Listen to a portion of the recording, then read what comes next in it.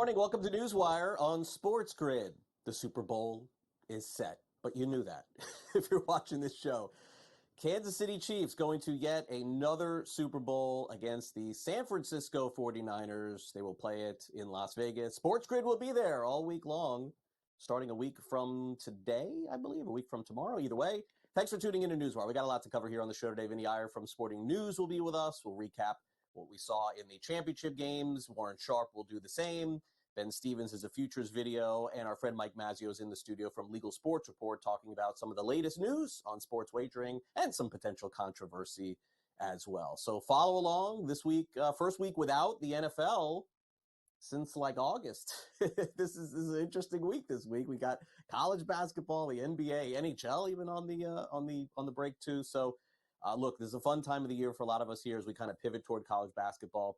But naturally, let's start off with the National Football League. And fortunately for me, quiet day around my area. I was able to watch both games through and through, beginning to end. That's always what I like to have on Championship Sunday.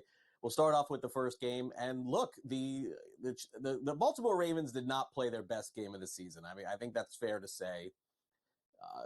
Making mistakes at the goal line, throwing interceptions. Could they have won this game? Sure. Should they have won this game? I don't know, but that's hard to say. Give the Chiefs some credit. A lot of scoring in the first half, not so much in the second half. 17-10, the final, as Patrick Mahomes throws to Travis Kelce a dozen times throughout the game and essentially did just enough to win, which has really been the recipe for the Chiefs all season long. And for the Baltimore Ravens, they could not have had a better opportunity to get back to the Super Bowl. They simply did not do enough to get it done, and we'll explore why coming up with Warren Sharp in just a few minutes.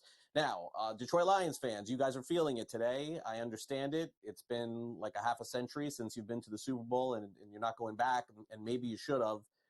Look, it looked like the Lions were going to win that game. I thought so at the half and even into the second half, but unfortunately for them, the 49ers stormed back, a big fumble in that game. Some play calling decisions on fourth down that people are questioning today led to the 49ers with a 34-31 win. That was the final in the NFC Championship.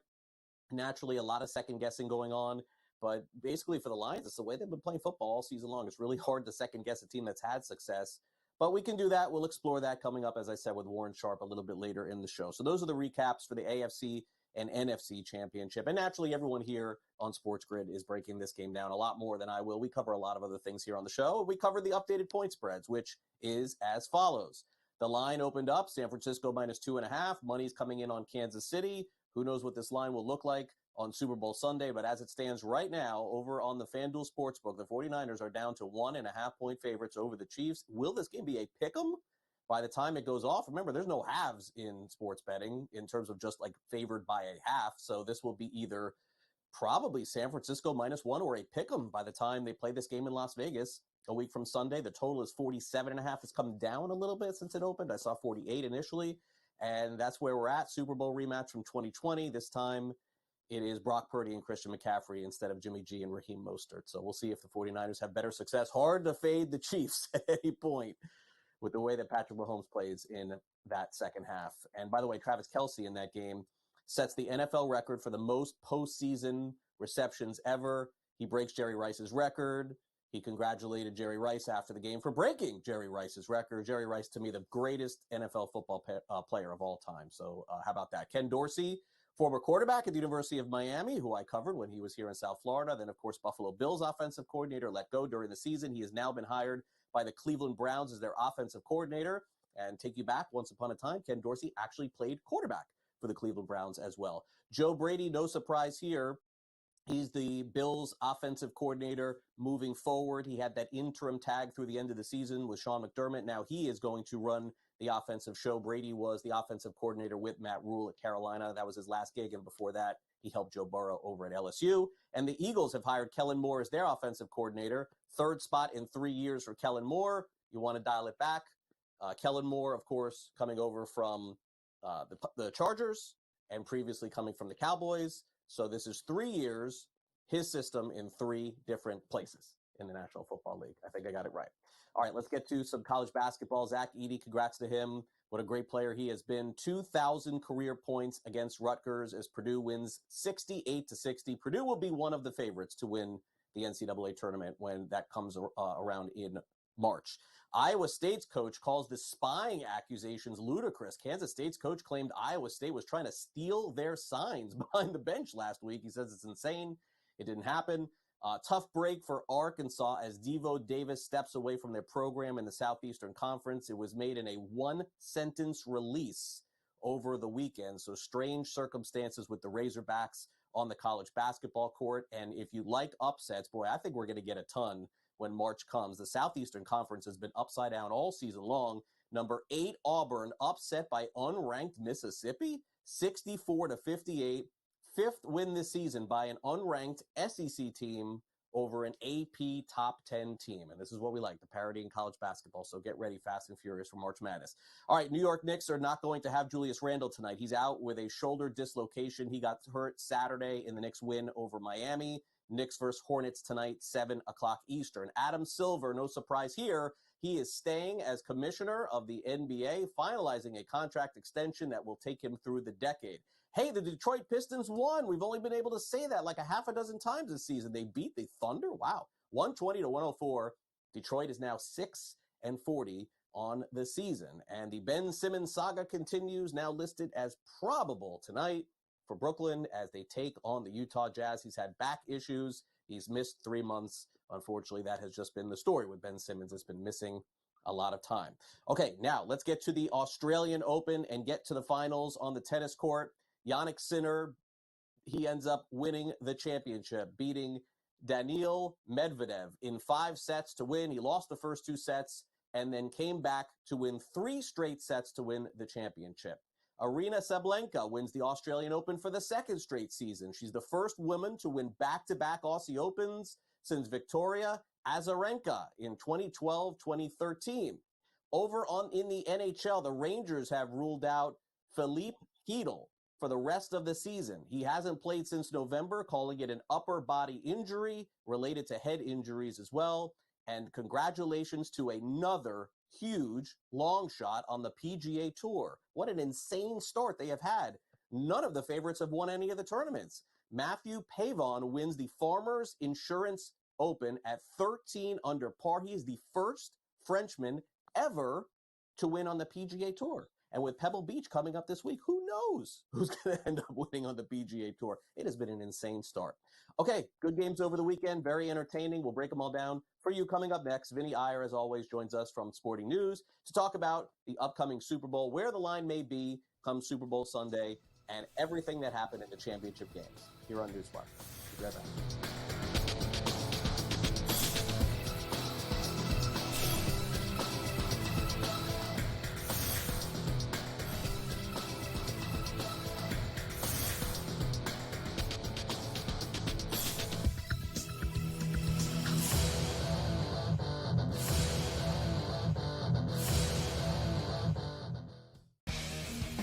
The Chargers have the 5th pick in the National Football League draft. There's a lot of different like roads that they could take with this pick. And for the record as well, there's a few sports books out there already that already have next year's Super Bowl numbers up. The Chargers are like 30-1. So there's a lot of work to do. Sports Rage Late Night, only on SportsGrid. Quarterback at quarterback. We're going to lay some juice. We're going to have some dog prices, and we're going to go right in the middle. Because I don't know what they're doing. To me, they're in a complete rebuild, Kev. Go run, run, run. That's where overbackers on this 51.5 shot. Right now, he's a little bit more over money, but it's hovering right around. The winner of this game will be the division. I don't care if they win, because what we care about is the money, baby, the money. Pro Football Today. It's smarter to be on SportsGrid. This will not end well in Milwaukee. They will flame out, there will be problems, and we will see what happens of who's the next domino to go. Does Giannis, who just signed an extension, ask out after a year? Do they move on from Dame? Or do they start blowing up some of the other guys, Brook Lopez, Bobby Portis, so on and so forth?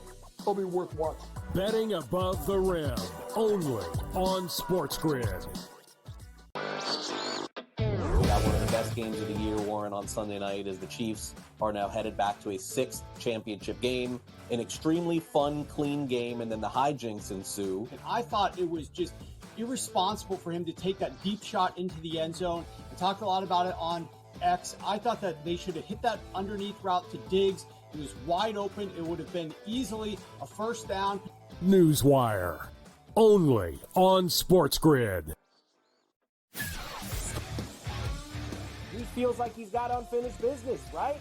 He won the national championship, did what he said he wanted to do, going back to Ann Arbor. And, he coached, I think, with the Raiders as an assistant, and then got the job with the Niners, and then went to title games, went to Super Bowls, lost to his brother, and I think you're right, unfinished business, go back, try to win a Super Bowl. Pharrell Coast to Coast, only on SportsGrid.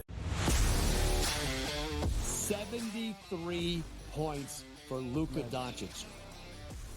Joel Embiid scored 70 and somebody beat him in the same week. That's incredible.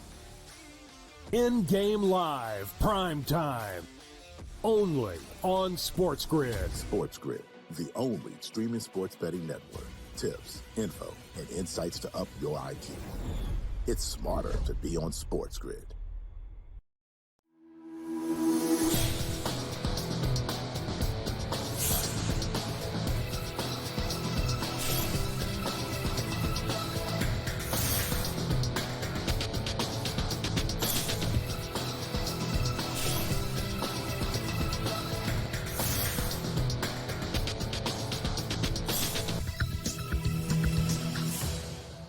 Welcome back to NewsWire. The AFC and NFC championship games certainly provided a lot of theater, both one-score games in the end, up in the balance right till the end. Let's break them all down with Vinnie Iyer, courtesy of Sporting News. And Vinnie, I look, this is as much as you could ask for, to get one-score, close games. I know, Vinnie, I always say this, but when I was growing up and they would play these AFC, NFC championship games, and it was like the Giants or the 49ers or Dallas, like I would always expect like that NFC championship is just going to be a blowout, whatever game that was. And I would hope to get one good game out of the two. But the NFL really has enough parity to keep these games close. I think that's what we saw on Sunday. Yeah, that was before free agency, when it was more of a coronation for the Bears or Giants or 49ers. It was just going to be a reason to dance and celebrate for much of the second half. But that's not the case anymore. Everything is scrutinized. Every possession, every decision. We saw that with Dan Campbell against the 49ers. And looking at the other game, the big mistakes, right, with Zay Flowers and the interception and the lost fumble by Lamar Jackson early. So it really comes down to now, unfortunately, not the same level of execution you had back in the day, but often these games come down to what teams throw away possessions or make those big mistakes at bad times. Yeah, and the Chiefs end up winning outright as a 4.5-point underdog at kickoff last week. They're headed back to the Super Bowl yet again. They were phenomenal, Vinny, in the first half, and they were phenomenal against Miami in the first half too. It almost seems like this is a different blueprint for the Chiefs, where they are so reliant on that defense run by Steve Spagnuolo, and they're having a ton of success. So but I gotta say, the Chiefs made those plays at the end of the game. Let's give Snead credit for knocking the ball loose on Zay Flowers. Let's give them credit for, as you mentioned, the strip sack fumble and also the interception at the end of the game. Like, people are saying, well, the Ravens could have tied, they could have won. Yes, those things could have happened. But I don't think we're giving enough credit to the Chiefs' defense, and everyone is just saying, oh, you can't fade Mahomes. I don't know. To me, it's like you can't fade the Chiefs' D. This guy Snead and a couple of the other defenders they have been amazing this season. Yeah, they have the best corner group in the NFL, especially with Trent McDuffie back there as well. Inside coverage, they lock that down.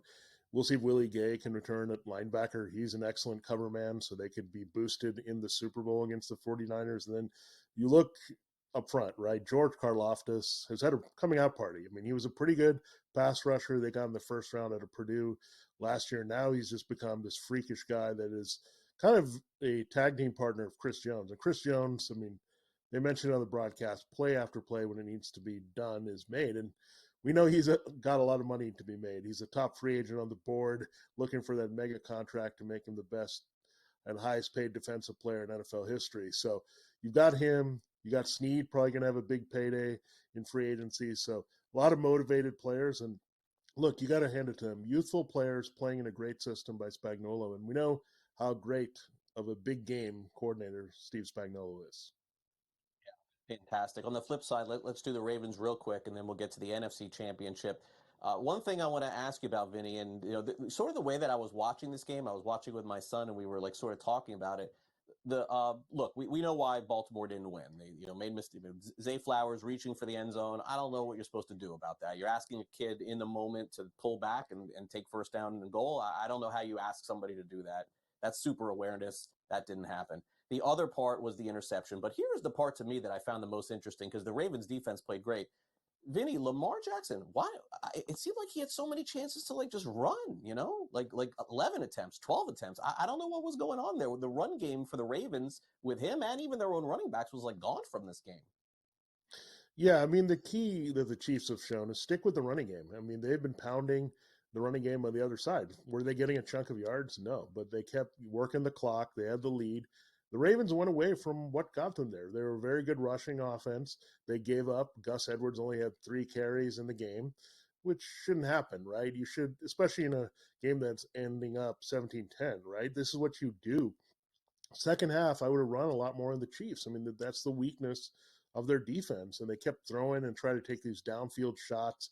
You never had the offense coordinator, Todd Monken, adjust at all. I mean, they just kind of were trying to do their thing, throwing downfield. It got going late, right, with Odell Beckham Jr., but that was when the game was in a tough spot for the Ravens. So, yeah, I think they kind of tried to do things that they shouldn't have tried against the Chiefs, and they probably should have stuck with the running game. And look, credit also the Chiefs for blitzing and coming after Lamar Jackson quite a bit because he definitely could have handled that with the one-on-one coverage. Made a couple plays, but usually when he was avoiding a sack.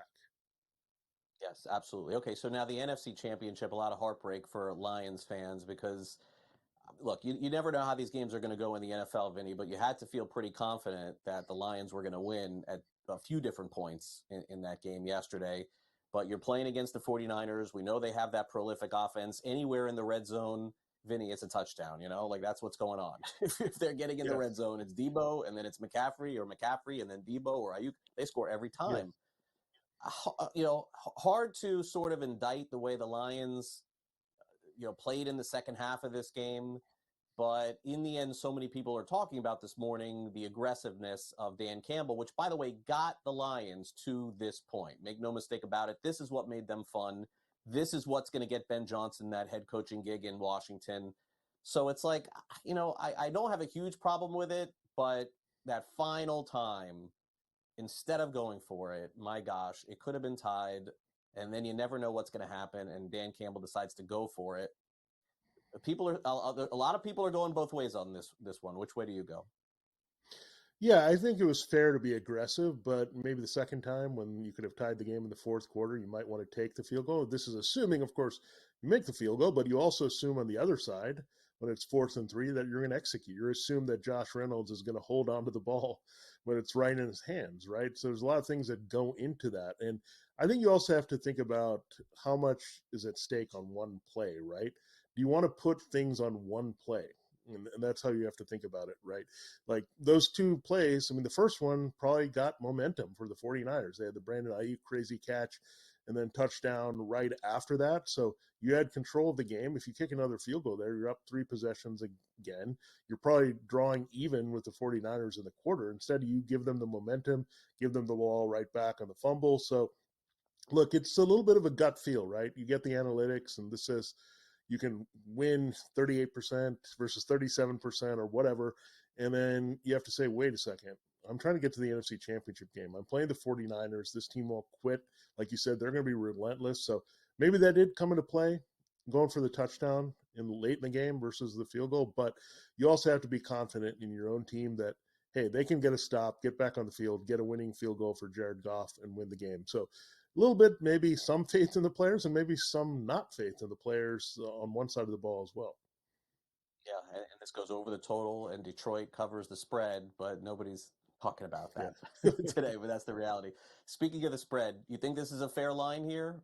I know it opened up as San Francisco -2.5, but we're all prisoners of the moment. So everyone is backing Mahomes here, saying I'm never going to not back Mahomes again at +1.5. Yeah, you look at it. I mean, yeah, you could have said that in the Super Bowl against Tampa, and you'd have been really wrong about that. But when you look at it overall, the track record, I mean, the number is definitely shrinking because of Mahomes. I mean, it started out as -2 in most places, -1.5, and in some places it's -1. I would expect at some point it might be Chiefs favored in this game by a slight point. So it's just where the number's going. You wonder where Vegas is going with this one based on the performances of these two teams in recent playoff games. So I don't know. Maybe there's something there. Maybe the public and Vegas are going to align at some point here based on all the money on the Chiefs. So we'll see how it plays out throughout the week. But I could see a dramatic shift as we continue in the last 2 weeks here for Super Bowl 58. Generally, you don't see that with the Super Bowl, but I think you're right. It does seem like some steam coming in on KC. All right, Vinny, we'll check in again before the game. Thanks for coming on the show today. All right, thanks, Craig. Have a good one. All right, Vinnie Iyer, Sporting News. Coming up next, we got Mike Mazzeo in the house from Legal Sports Report. We'll go for the very latest in sports wagering around the country. Don't go away.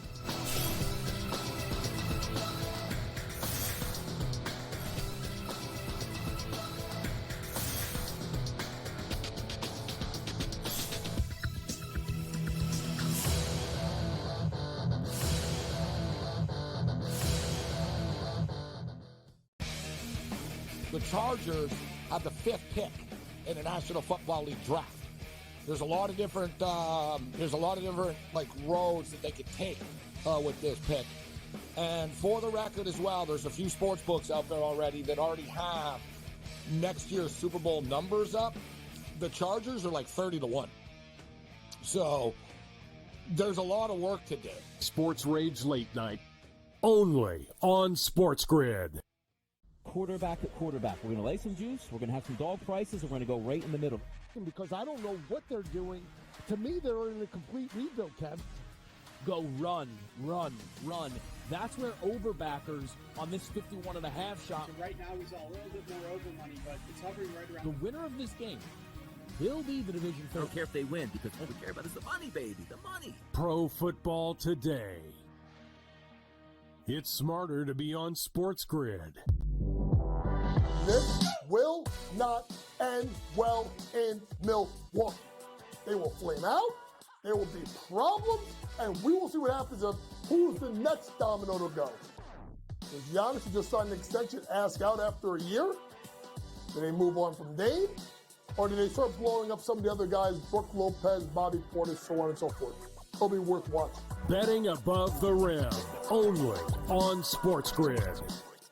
We got one of the best games of the year, Warren, on Sunday night as the Chiefs are now headed back to a 6th championship game. An extremely fun, clean game, and then the hijinks ensue. And I thought it was just irresponsible for him to take that deep shot into the end zone. We talked a lot about it on X. I thought that they should have hit that underneath route to Diggs. It was wide open. It would have been easily a first down.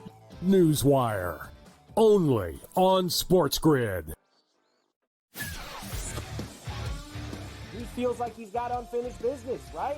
He won the national championship, did what he said he wanted to do going back to Ann Arbor. And, he coached, I think, with the Raiders as an assistant, and then got the job with the Niners, and then went to title games, went to Super Bowls, lost to his brother, and I think you're right, unfinished business, go back, try to win a Super Bowl. Pharrell Coast to Coast, only on SportsGrid. 73 points for Luka Doncic. Joel Embiid scored 70 and somebody beat him in the same week. That's incredible. In-game live, prime time, only on SportsGrid. SportsGrid, the only streaming sports betting network. Tips, info, and insights to up your IQ. It's smarter to be on SportsGrid.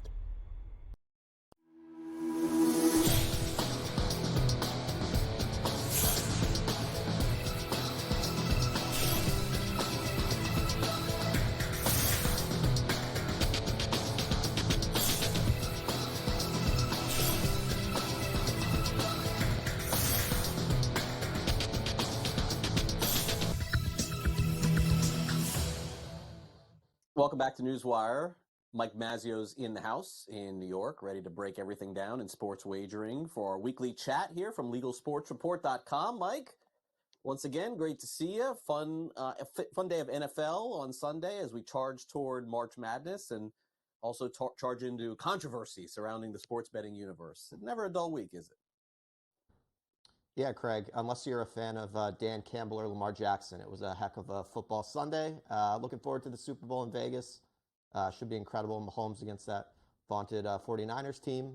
Perfect matchup. And NFL gets Taylor Swift to the Super Bowl, which is exactly what it wants. And, should be a heck of a game, and looking forward to it all and covering everything at sports betting with you today.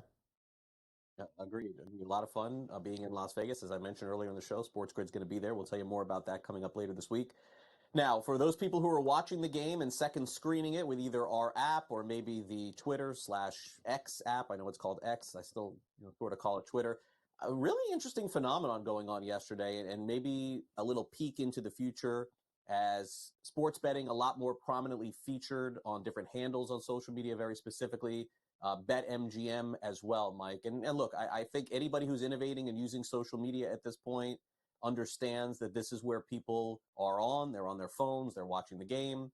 And I wonder what the end result will be and if other companies follow suit here. Yeah, Craig. So we saw this, basically going into the weekend. There was a couple people on Twitter X saying, hey, is this real with these integrated odds? And yes, yesterday, if you hit that Explore tab on your Twitter X account, you saw the BetMGM odds on there. And you were able to click on that, and then it's basically a link out, right? We saw that with ESPN and Caesars, where Caesars odds would be on ESPN, and if you went on ESPN.com, you're able to click on those odds and go to Caesars and make a bet. So it seems like that's what's going on here. I don't think we've heard from MGM or Twitter on this to confirm it. We haven't heard many details, but obviously, as you could see during the NFC and AFC title games, you could see those odds integrated into that Explore page. And this is something that, BetMGM had a really tough year in terms of stocks and its value, and wants to make a push, certainly to get back in the mix with FanDuel and DraftKings, one of those kind of legacy casinos that hasn't done as well in sports betting, wants to make a move. And, this is a pretty significant one. I don't know what the money is, but certainly you'd imagine it's probably a pretty significant deal given the reach of X, Twitter. And so will it work for them? We'll see. But if you're on that Twitter page and you want to get into sports betting, or you have an MGM account already, maybe you sign up for MGM because you say, hey, I don't have sports betting. As more states come to legalize, perhaps it's a way for them to get stuff. How well it's worked for, Caesars and ESPN. Caesars isn't in that market anymore. ESPN, through the Penn deal now, those odds on ESPN.com go to ESPN Bet. So we'll see how long this lasts, whether it's successful, but certainly a big play for MGM here as they try to make up ground that they maybe lost last year. Oh, it's a fascinating dynamic and could be, again, maybe more of a push from the back end, where BetMGM is not falling back, so to speak, at all, because they're still very prominent in the space, but everybody wants to capture a piece of the landscape. Okay, well, I guess the question for this one, Mike, is there more to this story about this wide receiver that played for LSU and played for the New England Patriots, Kayshon Boutte, who was arrested for illegally using a sports book, placing 8,900 wagers, hundreds of thousands of dollars exchanged on the different apps that he used. And far be it from me to speculate on something like this, because I don't know what the end result is going to be. But the bottom line, Mike, as I talked about this with somebody else here on Friday, Matthew Waters, I believe it was, on Friday, is that betting or not betting on yourself is the next wave of sort of figuring out what kind of legislation and how much security needs to go into sports betting, because that is the line of demarcation, I think, for a lot of these prop bets that are now available too. Yeah, Craig, I think that's the most interesting part of the story, and forgive me if you and Matt also went over this, but the most fascinating thing to me was when you saw the broadcast of that, I think it was September 22nd last year, Florida State LSU game. I think it was in 2022, excuse me. And you have Jaden Daniels walking the sideline, and then you have Kayshon Boutte right in his ear, complaining probably, hey, man, I need the ball. And that's why, again, people wonder, why can players not bet on themselves? They're betting on their team, but, there's certainly a dynamic there where they probably have a game plan. Maybe it's not to go to Boutte. Maybe he's covered.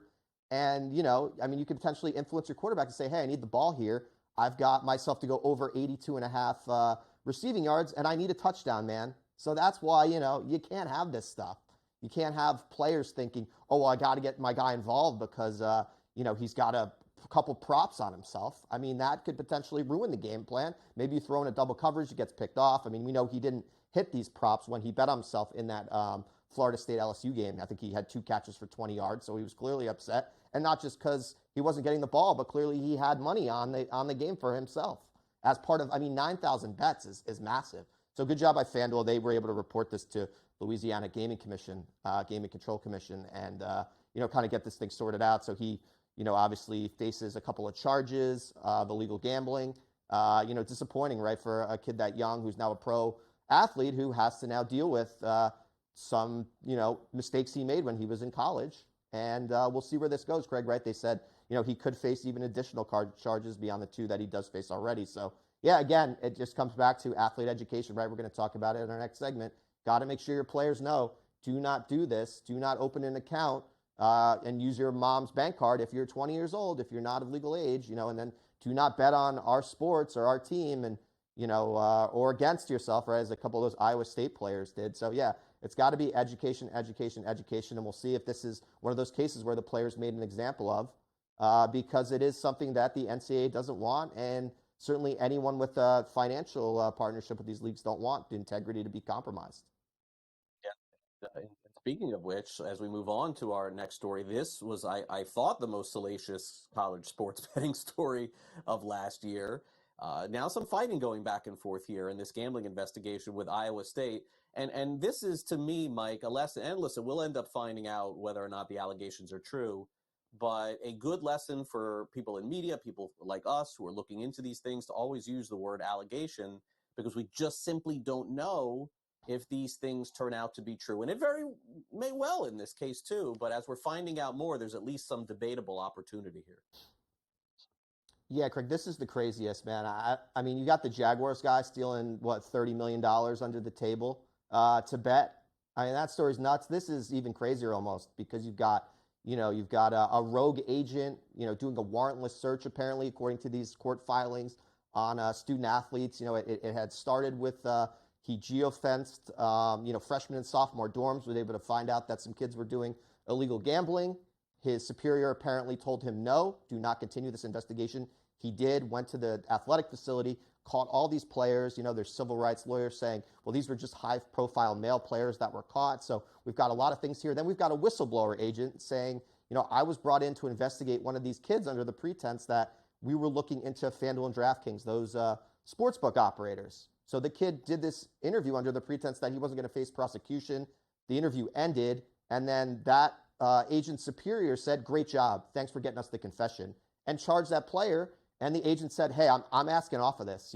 This wasn't what I signed up for here. So he has to be reassigned, apparently. I mean, there's a lot going on here, Craig. You have players who clearly did the wrong thing. A lot of them pled down to underage gambling. But then you have, how was this information obtained? And a lot of them lost college eligibility or their careers over this. Even though they did do something wrong, it's like, how was this information obtained? Apparently under a warrantless search with no probable cause.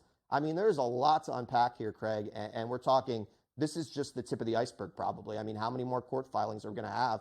I hear from these lawyers, basically every day at this point, all of a sudden. And you thought, all right, this was going to be a good case. Unfortunately, these kids are going to be made an example of, that you can't do this. But now you have, how was this information obtained? You have terrible optics. You have the potential for future cases in other states, to make sure, hey, maybe you learn from this case. You've got to be buttoned up. If you're going to go after these kids, there has to be a reason. You can't just pull it out of the blue. And this agent, who apparently went rogue, he's not admitting to why he did this in the first place. Says, oh, I don't know, I can't really remember. That's not good enough. And so we'll see on this one. This is a mess, I think. It's just not good for the industry. Terrible optics. And then as these cases go forward, if kids are underage betting, you've got to make sure, if you're an agent investigating this stuff, or a gaming commission, you've got everything buttoned up so this doesn't happen. You don't have lawyers coming at you saying, you needed to get a warrant for this, and if you didn't, my client's rights were violated. And so, yeah, I think we got a lot more here, and it's a mess. It really is a mess.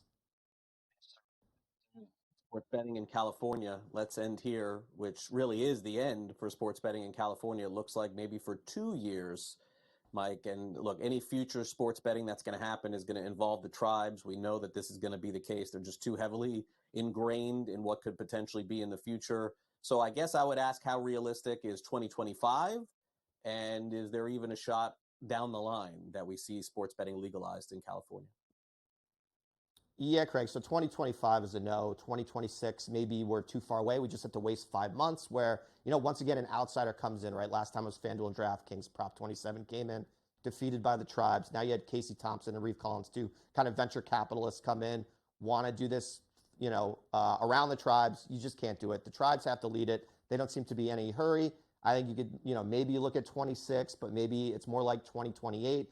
2030 we've heard as well, later than that. So the tribes have to be the ones to push this thing. It might be in person first, given they have the tribal casinos. It might want to, generate that kind of business first and then go to online in the next cycle. So yeah, we're a long ways away here, Craig. That's the bottom line. And kind of we'll see where this goes from here. And, the tribes need to be the ones to push it. Yeah, they do. All right. Well, Mike, great stuff on the show today. A lot of information and some fresh stories. We'll catch up again soon. Thanks for coming on NewsWire. Have a great week. Thanks, Craig. Mike Mazzeo from Legal Sports Report. Coming up next, Ben Stevens previews the NBA slate. Warren Sharp recaps championship weekend. Don't go away.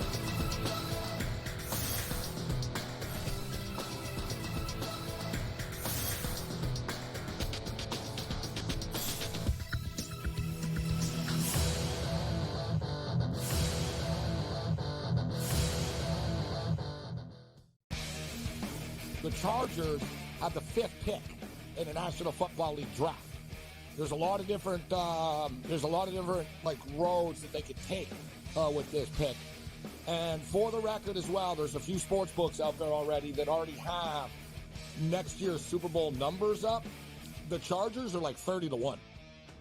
So there's a lot of work to do. Sports Rage Late Night, only on SportsGrid. Quarterback at quarterback. We're going to lay some juice. We're going to have some dog prices. And we're going to go right in the middle. Because I don't know what they're doing. To me, they're in a complete rebuild, Kev. Go run, run, run. That's where overbackers on this 51.5 shot. So right now he's a little bit more over money, but it's hovering right around. The winner of this game will be the division. I don't care if they win because all we care about is the money, baby, the money. Pro Football Today. It's smarter to be on SportsGrid. This will not end well in Milwaukee. They will flame out, there will be problems, and we will see what happens of who's the next domino to go. Does Giannis, who just signed an extension, ask out after a year? Do they move on from Dame? Or do they start blowing up some of the other guys, Brook Lopez, Bobby Portis, so on and so forth? It'll be worth watching. Betting above the rim, only on SportsGrid. We got one of the best games of the year, Warren, on Sunday night as the Chiefs are now headed back to a 6th championship game. An extremely fun, clean game, and then the hijinks ensue. And I thought it was just irresponsible for him to take that deep shot into the end zone. I talked a lot about it on X. I thought that they should have hit that underneath route to Diggs. He was wide open. It would have been easily a first down. NewsWire, only on SportsGrid. He feels like he's got unfinished business, right? He won the national championship, did what he said he wanted to do, going back to Ann Arbor. And, he coached, I think, with the Raiders as an assistant, and then got the job with the Niners, and then went to title games, went to Super Bowls, lost to his brother, and I think you're right, unfinished business, go back, try to win a Super Bowl. Pharrell Coast to Coast, only on SportsGrid. 73 points for Luka Doncic. Joel Embiid scored 70 and somebody beat him in the same week. That's incredible. In-game live, prime time, only on SportsGrid. SportsGrid, the only streaming sports betting network. Tips, info, and insights to up your IQ. It's smarter to be on SportsGrid.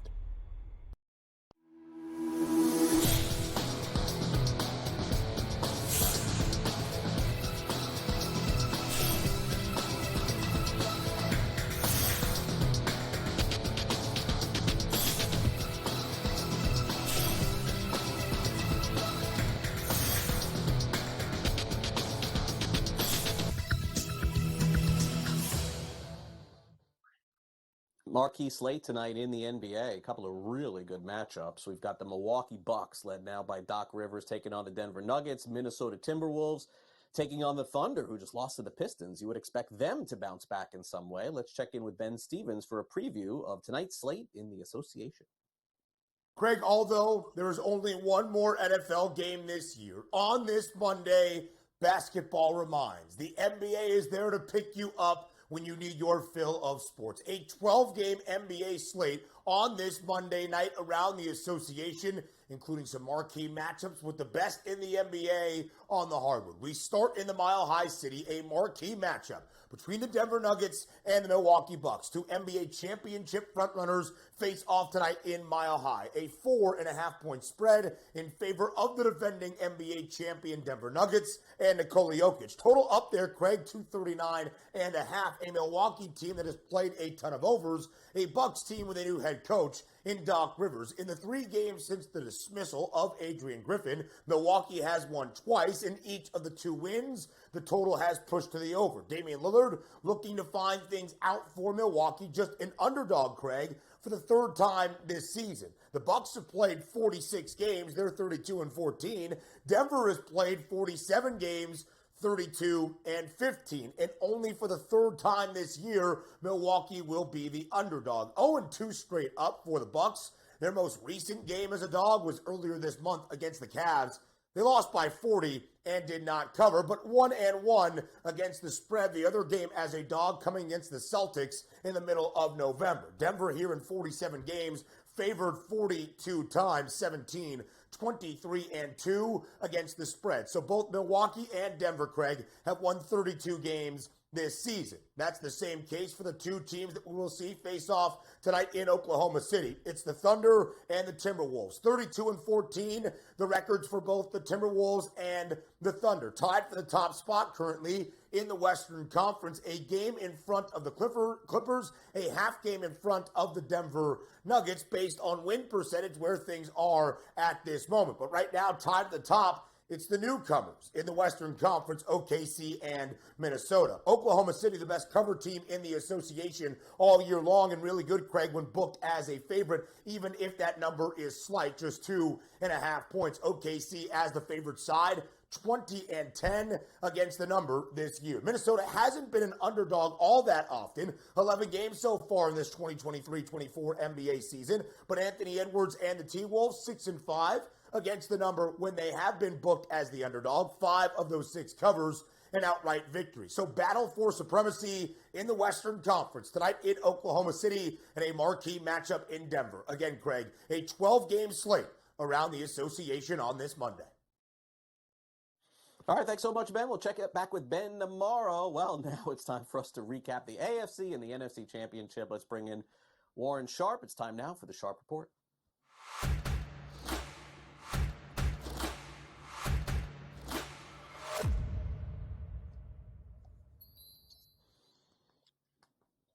I always love these recaps with Warren on Monday. We're running out of time for these, though, Warren. We're going to have one more recap Monday coming up after the big game in 2 weeks from now. But, Warren, once again, thanks for coming on. And enjoyable weekend. I was able to watch, thankfully.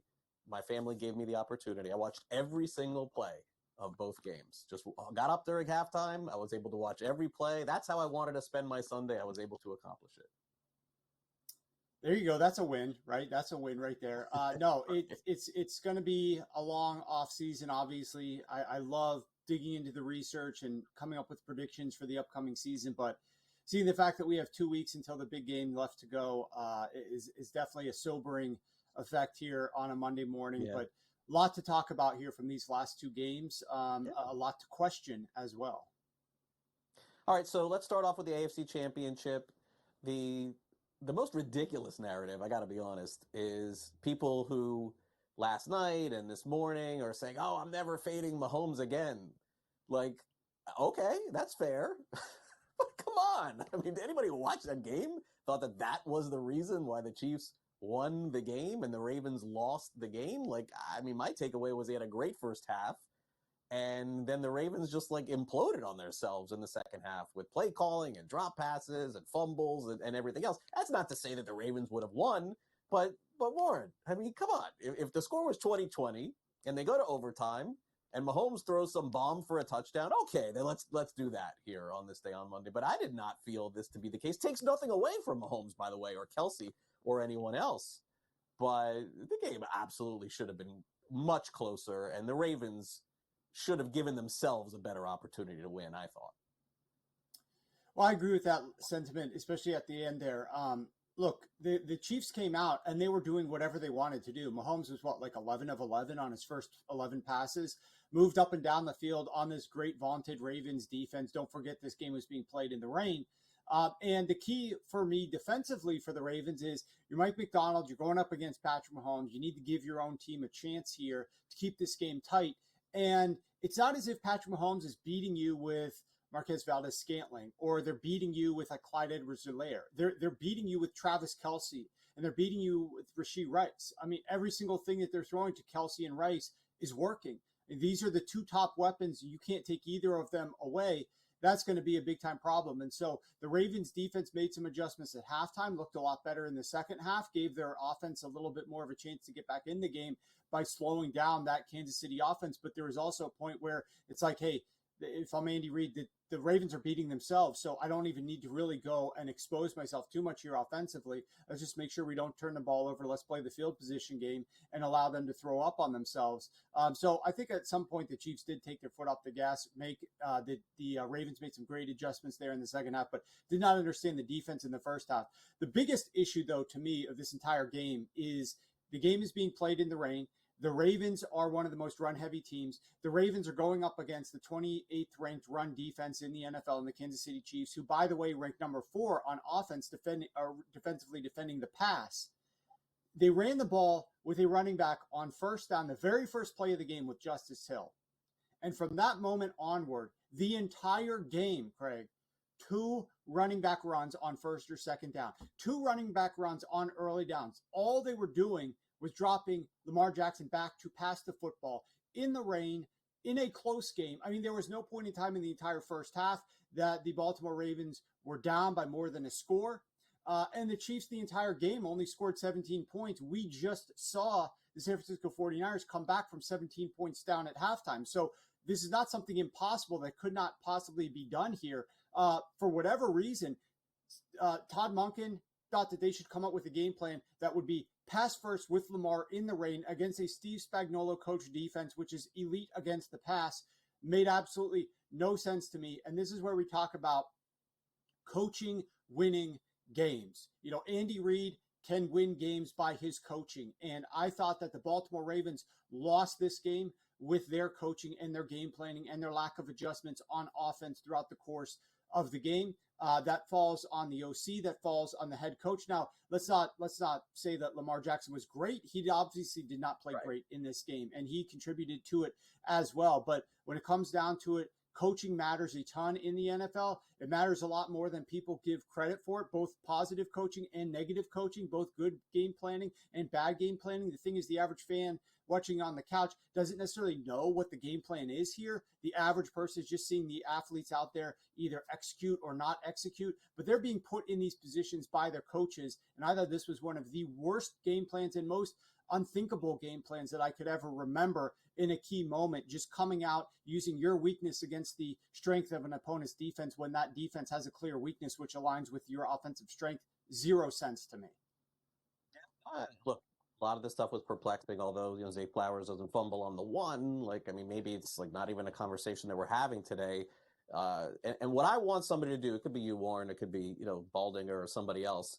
I want to move on from this game and get to the next one, but I got to tell you, watching the game, I don't know, and maybe I'll be wrong and somebody will break down the film. I thought Lamar Jackson could have run 4 or 5 more times and gotten a ton of yards and gotten for, I was like, does he not want to get hurt? Like, it's the That's another coaching point, Craig. I mean, look, Willie Gay is out. He's the spy for the Kansas City Chiefs. What is Lamar Jackson being coached to do here, especially on all these dropbacks? There were running lanes galore there on the football field to be had, to be taken, and I do not understand for the life of me why he wasn't taking them himself, but when he wasn't taking them, the coaching staff, whether in his headset, on the sidelines, between series, at halftime, at the end of a quarter, somebody needs to be telling him, take these run lanes, use your legs. They're shutting down our passing attack. It made no sense to me. Completely agree with you. Watching, even my son was like, I thought Lamar Jackson runs a lot more. Me too. I don't know. I'm watching the same thing as you. Okay, the poor Detroit Lions, Warren. My gosh, they were on the verge of the big game in Las Vegas. They come up short to the 49ers, 34-31. Look, everyone is talking about the same thing today. They're talking about Dan Campbell not going for it, twice. The second time in particular would have tied the game. They blow a 17-point halftime lead and lose by 3 or more points.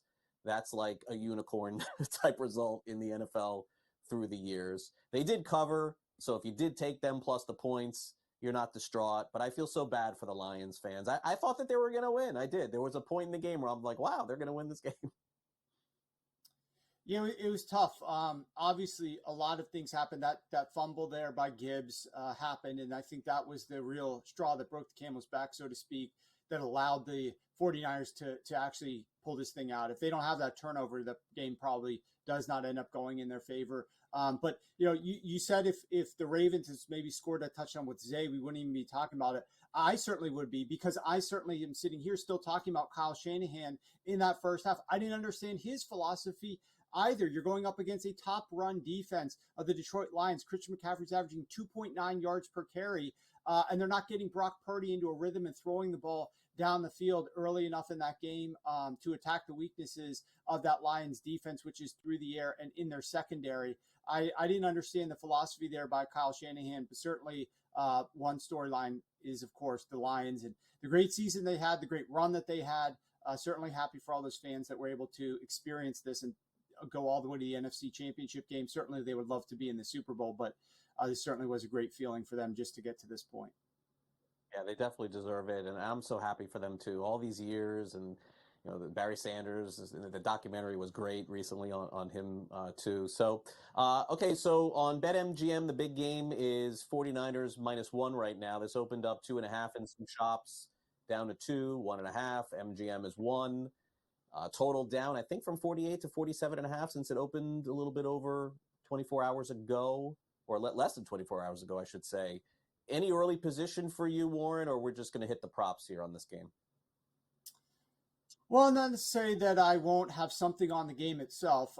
It's still early in the process, though. I will say I haven't hit anything yet on the big game, but that might be coming down the pike here shortly. And they're lining props already. Lots of props out there right now, so you got to act fast and furious here if you want to start betting on this on the big game, which certainly we will be looking to do and sharing some more with you guys on Friday. Once upon a time, these used to open up at the Westgate on a Sunday night. Now you can do whatever you want. It's all open for everybody. All right, Warren, we'll check in later in the week. Thanks again for coming on. Thank you. We'll be right back.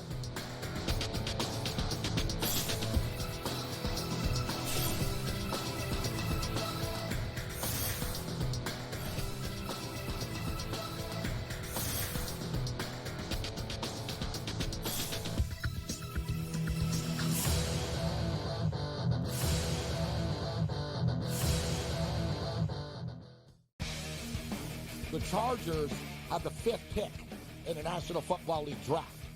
There's a lot of different like roads that they could take with this pick. And for the record as well, there's a few sports books out there already that already have next year's Super Bowl numbers up. The Chargers are like 30-1. So there's a lot of work to do. Sports Rage Late Night, only on SportsGrid. Quarterback at quarterback. We're going to lay some juice. We're going to have some dog prices. And we're going to go right in the middle. Because I don't know what they're doing. To me, they're in a complete rebuild, Kev. Go run, run, run. That's where overbackers on this 51.5 shot. Right now he's all a little bit more over money, but it's hovering right around. The winner of this game will be the division I don't care if they win, because all we care about is the money, baby, the money. Pro Football Today. It's smarter to be on SportsGrid. This will not end well in Milwaukee. They will flame out, there will be problems, and we will see what happens of who's the next domino to go. Does Giannis just sign an extension, ask out after a year? Do they move on from Dame? Or do they start blowing up some of the other guys, Brooke Lopez, Bobby Portis, so on and so forth? It'll be worth watching. Betting above the rim, only on SportsGrid. We got one of the best games of the year, Warren, on Sunday night as the Chiefs are now headed back to a sixth championship game. An extremely fun, clean game, and then the hijinks ensue. And I thought it was just irresponsible for him to take that deep shot into the end zone. I talked a lot about it on X. I thought that they should have hit that underneath route to Diggs. It was wide open. It would have been easily a first down. NewsWire, only on SportsGrid. He feels like he's got unfinished business, right? He won the national championship, did what he said he wanted to do, going back to Ann Arbor. And, he coached, I think, with the Raiders as an assistant, and then got the job with the Niners, and then went to title games, went to Super Bowls, lost to his brother, and I think you're right, unfinished business, go back, try to win a Super Bowl. Pharrell Coast to Coast, only on SportsGrid. 73 points for Luka Doncic. Joel Embiid scored 70 and somebody beat him in the same week. That's incredible. In-game live, prime time, only on SportsGrid. SportsGrid, the only streaming sports betting network. Tips, info, and insights to up your IQ. It's smarter to be on SportsGrid.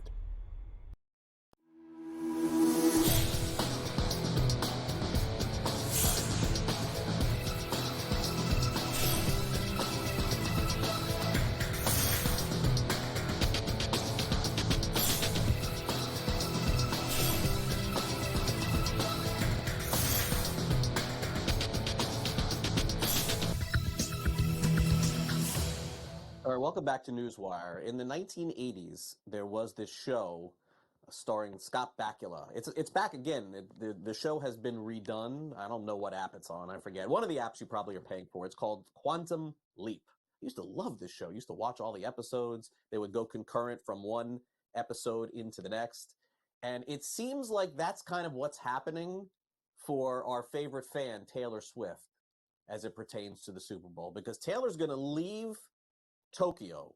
She's doing a concert and then somehow going to get to Las Vegas in time for the big game in Las Vegas, like us, like Sam, my producer. Sam is headed there too. Sam is probably going to beat Taylor Swift to the Super Bowl because Taylor has to perform the day before. But how about this? Because of the time change going internationally, get this, Taylor Swift's going to actually arrive to the Super Bowl the day before on Saturday, which is essentially the same day that she's leaving Tokyo because of these crazy time changes. So how about that? A swift arrival. I like that little graphic title there. Who did that? Was it you, Sam, or was it Steve? Who did that? It was you. Good job, man. Nice little graphic touch at the end of the show. Listen, everyone's talking about Taylor Swift. Well, what, I can't do it here on the show too, even though it has nothing to do with sports? I mean, listen, I think everybody is going to wait for that cutaway the second that Travis Kelce catches a ball. We're going to see Taylor Swift going crazy in Las Vegas. All right, that will do it for our show today. Thanks again to Warren Sharp for coming on the program, as well as Ben with his previews in the NBA, Vinnie Iyer from Sporting News, and also Mike Mazzeo from Legal Sports Report.